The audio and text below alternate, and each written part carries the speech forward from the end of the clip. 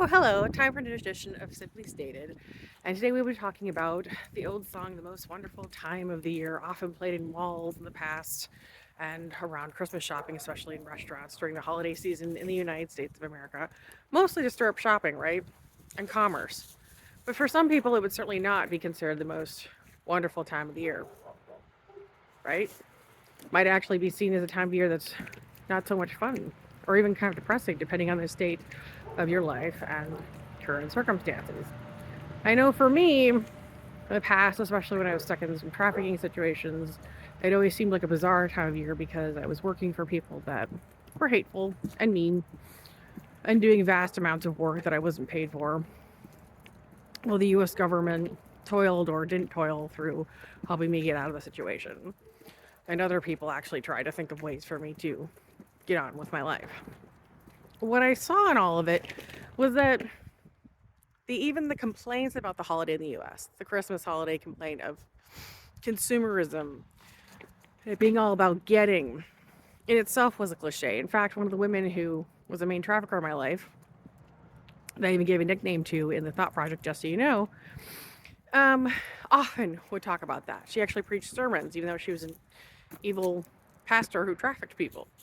She would preach sermons about consumerism, materialism, which apparently were eventually came to be known as really her own description of why she thought everyone else was greedy because they expected to be paid for their work.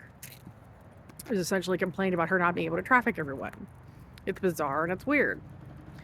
And in some ways, the holiday itself can be very bizarre and weird when other people have far too many expectations for us personally.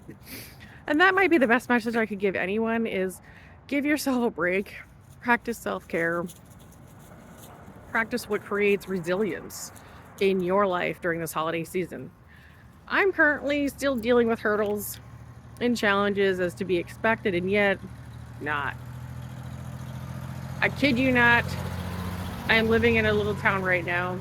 There is some guy riding around here on a bicycle who acts like Russell Brand. He might even be Russell Brand and keeps getting fights with everyone and pretending to be Christian.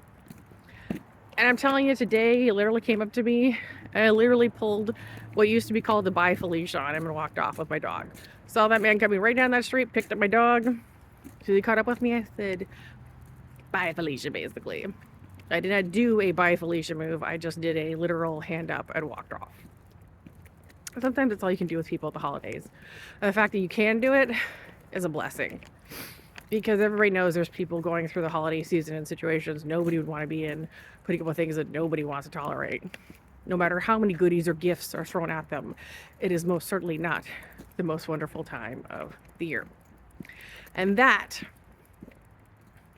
is this edition of Simply Stated, episode 8, heading into Christmas on my YouTube channel, Deborah Casey.